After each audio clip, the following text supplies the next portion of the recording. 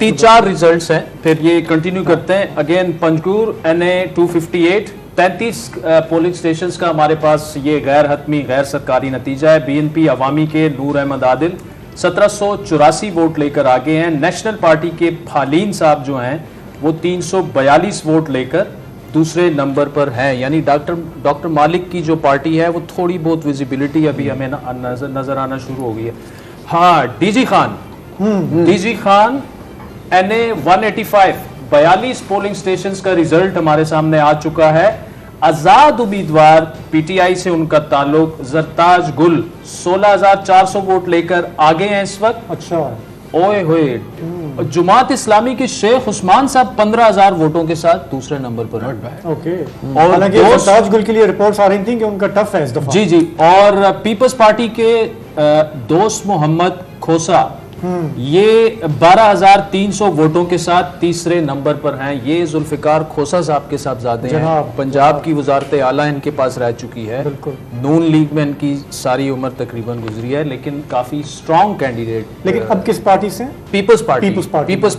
ये people's party से है। इनके ऊपर इल्ज़ाम लगा था इनकी एक शादी के हवाले से, बहुत संजीदा। उसके बाद PMLN ने उन दिनों में इनसे अपना फासला बढ़ा लिया था।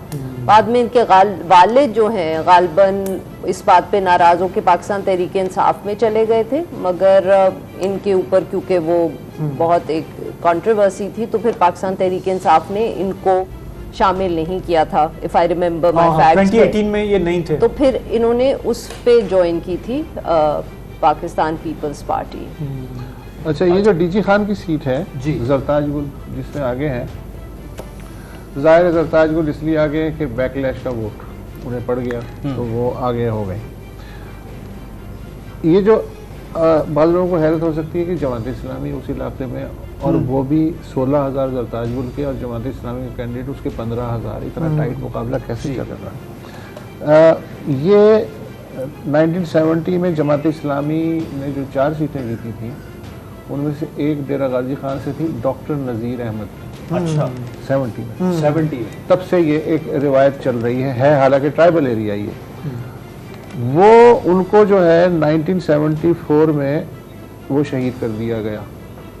किसने किया आज तक पता नहीं चला, लेकिन वहाँ के लोग कहते हैं कि ये पॉलिटिकल बैकग्राउंड था इसका। अच्छा, तो ये रिवायत वहाँ से है, तो मुझे इसलिए हैरत नहीं है कि अगर जमात का वो जो कंटिन्यूटी है वो यहाँ तक चली आ रही है।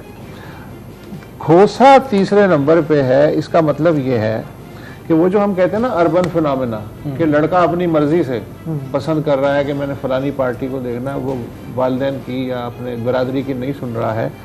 इसका मतलब है कि अब ये ट्रेंड बड़े शहरों से सीपन करता करता करता जो मिडिल रैंकिंग शहर हैं या छोटे और मुझसे भी छोटे शहर हैं वहाँ के लड़के में भी आ गया है। इसीलिए आप ये देखें कि ये जो एक ज़माने तक, मतलब 2 इलेक्शन पहले तक, ये खोसों के भी एक फॉर ग्रांटेड सीट होती थी मुस्लिम लीग नवाज के हल्के से, लेकिन इस दफ़ा अगर तीसरे नंबर पे ये आ रहा है और उस सूरत हाल में आ रहा है कि जमात इस्लामी का इससे ऊपर है जी, तो इसका मतलब है कि चीज़ें छोटी जगहों पे भी रफ्ता रफ्ता